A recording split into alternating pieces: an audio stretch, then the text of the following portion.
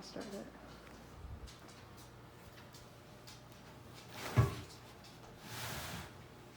The way we look at gender is fairly black and white. We see people as either male or female, but this is only because we think a male and a female should look, dress, and act a certain way. We hold different expectations for each gender. Society as a whole has dictated feminine and masculine roles and expectations they are assigned. There is a general lack of understanding in our society around the gender spectrum. I myself identify as gender fluid or non-binary and have experienced prejudices personally in Lincoln, Nebraska. In this speech, I will talk about the different scientific aspects of gender and sex, societal norms and standards of the basics of sex and thus inequality of gender. In our first general biology course, we learned that sex chromosomes determine the sex of a baby. We learn XX means female and XY means male. However, gender is not as simple as an X and a Y. Sex and gender are often mistaken to be synonyms. While they are similar, sex is simply biological genitalia, whereas gender is a range of identities. From a scientific viewpoint, society's black and white approach to gender can be debunked when we look at hormones. Testosterone and estrogen are prevalent in both males and females. No two people have the same levels, in addition to our hormones constantly fluctuating on a daily basis and throughout our lives. In rare cases, a baby is born female and has female hormones and genitalia, but at puberty, their body begins to change and they begin to grow a penis. Then this becomes a shock for most, including the child. The confusion comes in when people do not know how to treat the person affected anymore.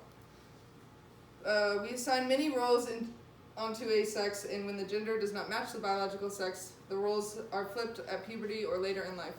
A traditionalist does not know how to approach this situation because it is abnormal.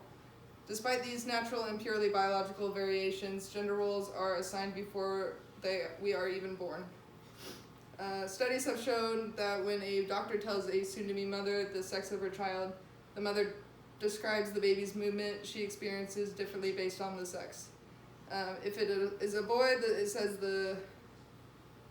it says it's like a soccer player or a pounding sensation in her stomach. If the baby is a girl, the mother describes these movements as swimming and gentle. In reality, the movements of these small babies make no difference based on the sex that they are. In fact, the differences between the two sexes are not as different as we may think. We then are immediately taught a social construct for that particular gender and how we are supposed to act, dress, work, speak based off of that. After birth, gender coding is immediate. Not only are we labeled X and Y, but pink and blue, fragile and strong. The history of the color pink shows a great deal about the society's view of gender. Pink was initially a color associated with boys, but in the mid-20th century it shifted. If society can change their mindset on color, they can change it on gender. It's really that simple. Gender norms are found anywhere you look, in schools, in the workplace, on the street. Our male-dominated society brings a certain toxicity to the gender crisis. Many males do not have a problem or even realize that gender inequality is a real issue. This is because most things in society, such as education, jobs, and other opportunities, are geared towards men. We live in a societal patriarchy that emphasizes the differences between genders and enables sexism. Part of the patriarchal view is the idea that a female needs a man to support her. This idea creates some sort of superiority complex for men and is taught from a generation to the next. Nowadays, a lot of gender roles are taught to kids through movies and media. Many Disney movies are centered around saving the female or princess. This type of attitude of her needing to be saved and not being able to fend for herself is detrimental to society. Kids are like sponges and learn to think they need some strong man in their life to save them. In reality, a woman has all the tools that a man has and is able to be independent.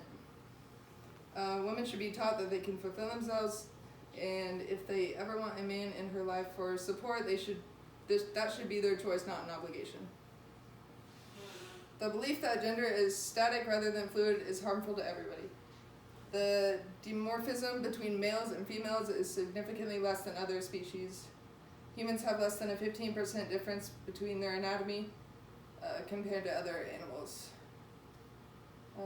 To be significantly different, the comparison between men and women would need to be more than 20%.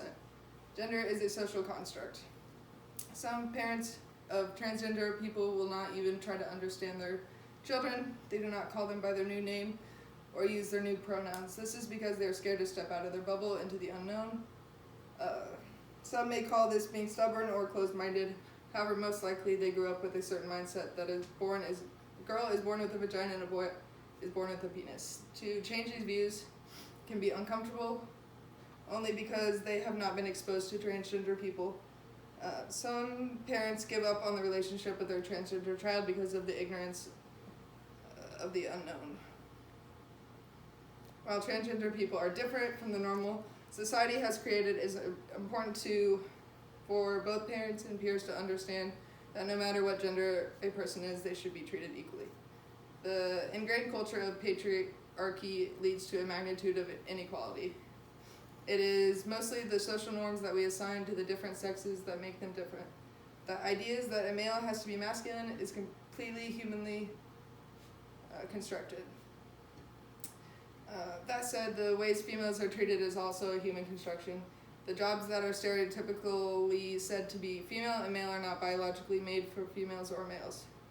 Rather, it is a cycle of higher wage for men and a lower wage for women. Many males and female jobs alternate between different countries and time periods. While people may believe that certain jobs are biologically better for males and females, that is all a human construction. Gender is a social structure which affects people on an individual level, interactional level, and institutional. When people don't fit society's mold, they are punished for being themselves. The way we treat people that live different lifestyles than us, such as transgender people, is often very discriminatory because of the way they are treated. Transgender people are at a higher risk of being bullied, sexually assaulted, and at risk of attempting suicide. Transgender people find it difficult to be hired into some positions and are scared for their safety in certain situations because there's a lot of prejudice and discrimination towards them. According to a recent study from Chaplain Hall at the University of Chicago, LGBTQ youth people are 120% more likely to experience homelessness than non-LGBTQ youth.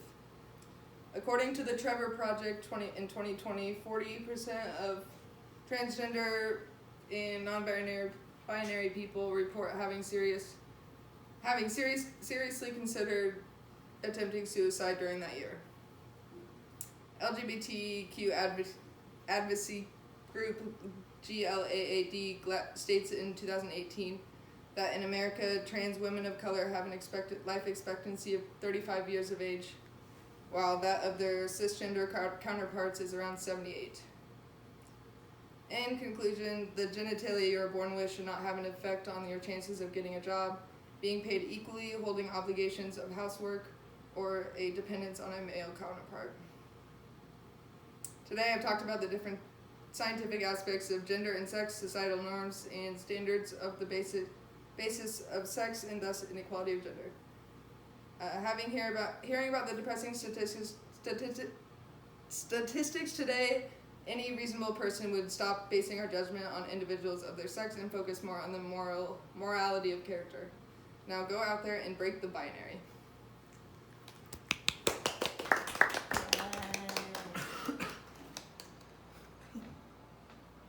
Break the binary.